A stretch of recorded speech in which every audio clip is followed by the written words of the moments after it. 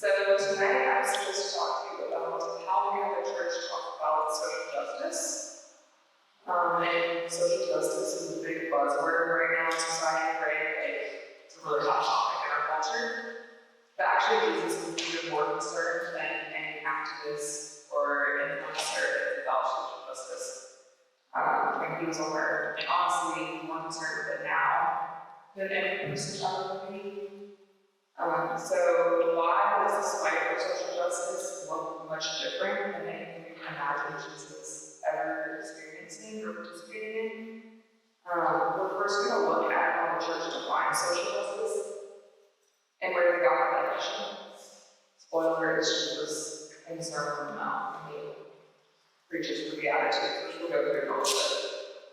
But the Catechism approach to Catholic Church, paragraph 1828, says, society ensures social justice when it provides the conditions that allow associations or individuals to obtain what is their due, according to their nature and their vocation. Social justice is linked to the common good and the exercise of authority. So basically, each person and each group should be able to exercise their rights and how we used to do so. But what is our due as individuals? That's what Catechism says. It goes on to explain that our due is life and all the basic necessities for it. So food, water, shelter, and then also social support and respect. But also compassion is a big one. So that's what I want to focus on tonight. And an important thing is that where rights exist, so we have the right to life, the basic necessities for life, so does responsibility.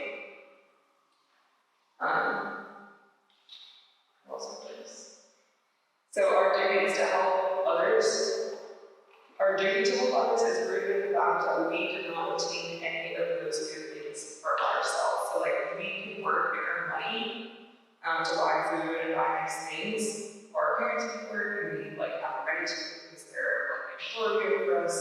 But before that, we couldn't just give ourselves life, right? Someone else had to do that, namely God. So our life and every good thing that has followed as a result actually have its origin in God, and thus is a gift. And so we actually just steward that gift, so to take care of it. We don't own it. So we don't have we're not entitled to these things, they're just bestowed upon us out of love. And thus we are going to help others who are not as fortunate and may not have access to food as easily as we do today. So those things are not for us to get greedy and stock up, but to use them as a gift to have what we need, have nice things, but also to be attentive to other places where people are in a little extra need, and compassion is important, right, that we have. And so even someone who's alone, they deserve some compassion, and that's the place that we can help as well. So, like I said, the Catechism shouldn't just the church should just plop that definition of the Catechism. So in the Sermon on the Mount, Jesus provides us with the Beatitudes. And actually, if we went to Mass on All Saints' Day, this was the reading, the Gospel reading, so just on Wednesday. And so this can be looked at as a bit of a roadmap to learning about social justice, especially if you're looking at compassion or living less. So we'll open, and you may have got your Bible or you can just on the sheet, but we're open in Matthew chapter 5. And the Beatitudes are a little bit of a longer reading, but we're going to read them only because it's important. So, blessed are the poor in spirit, for theirs is the kingdom of heaven. Blessed are they who mourn, for they will be comforted. Blessed are the meek, for they will inherit the land. Blessed are they who hunger and thirst for righteousness, for they will be satisfied. Blessed are the merciful, for they will be shown mercy. Blessed are the pure in heart, for they will see God. Blessed are the peacemakers, for they will be called children of God. Blessed are they who are persecuted for the sake of righteousness, for theirs is the kingdom of heaven. Blessed are you when they insult you and persecute you,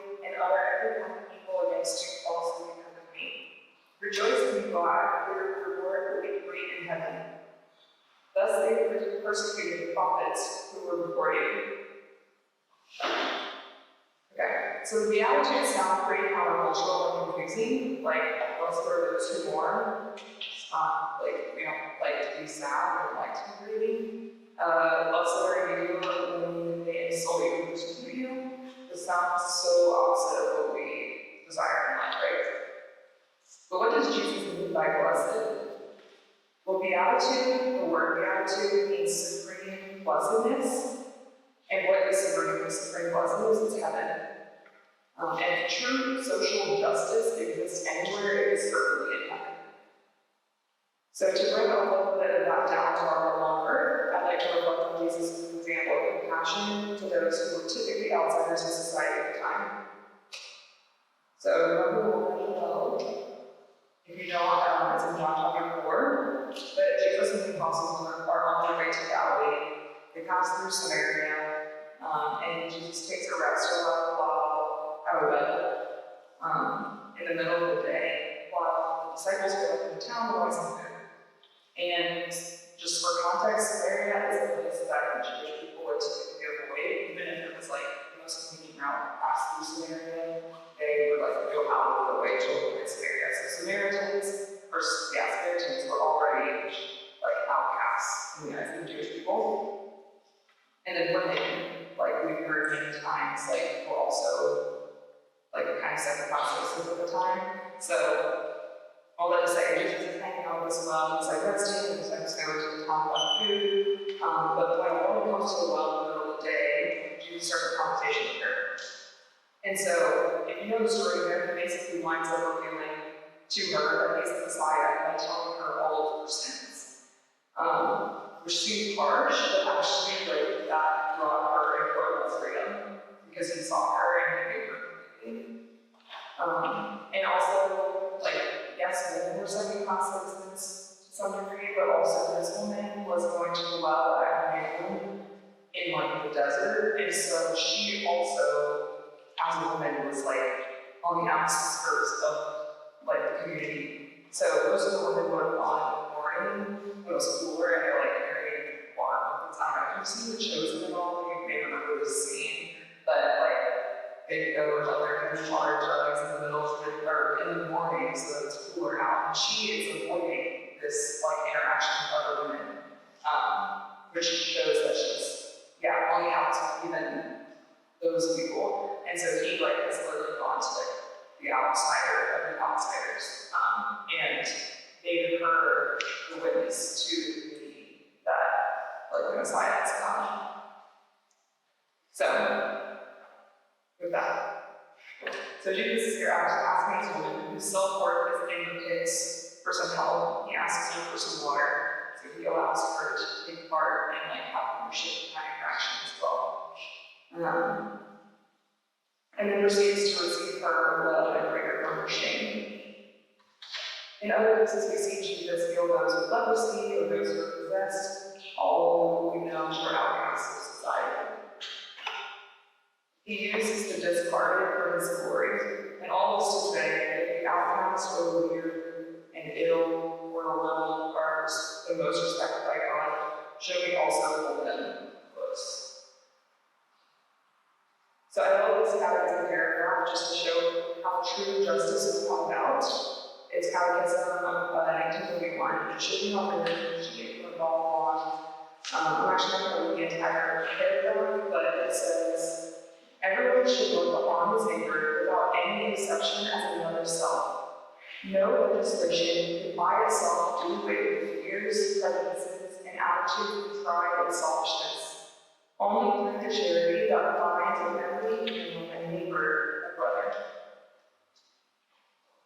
And then also Mother Teresa kind of summarizes this in a well-known quote that she says, if we have no peace, it's because we've forgotten that we belong to each other. So, I challenge you, where can you bring a little more justice into your daily life? Also, justice as a virtue is necessarily relational. So it occurs between people in relationships. We think about it on a large scale, we think about relationships with different identity groups within society or things like that, but I want to get down to personal level here. So I'm not talking about giving money to people on the side of an intersection. I'm not talking about even fighting for an end to racism or abortion or human trafficking, although I really hope I don't have to stand here and emphasize how important those issues are, because they're incredibly important, and someone needs to be fighting for those things, but I want to, again, bring this down to a personal relationship level. What I'm suggesting is that there's probably someone in your daily life who challenges you. There's probably someone that you would rather not talk to. There's probably someone that you are jealous of for one reason or another, and I just challenge you to reflect on how you treat them. Do you ignore the people that you find annoying or difficult? Do you tease them or spread rumors without knowing whether they're true, and if they are true, if they're not nice, shouldn't be spreading either. Yeah, do you gossip about those who are going away? What about holding grudges? This is one area that I struggle for sure. On both sides, I've been in friendships where they hold grudges for far too long, in my opinion. And then I've also held grudges that are hurtful to relationships that are important to me. Over time, learning to forgive has brought into providing a lot of peace and healing in my life. And instead of spending time, energy, and anger, I've started to learn to take note of this, that I need forgiveness myself, and that helps me to forgive others. Actually, one of my roommates the other day was talking about how, she'll get annoyed at different things that people in the house do, but then she started, noticing all the things that she did that we probably got annoyed with, and, that helped her be respected, right? So it's people are doing things, all of us do. So anyway, I just want to emphasize, all these little places, these are the things that make a difference. So these individual relationships are those that have the potential to bring justice out the world. Justice, like I said, is relationship-oriented, and so we should always seek to understand and remember that we belong to each other. That's all I have.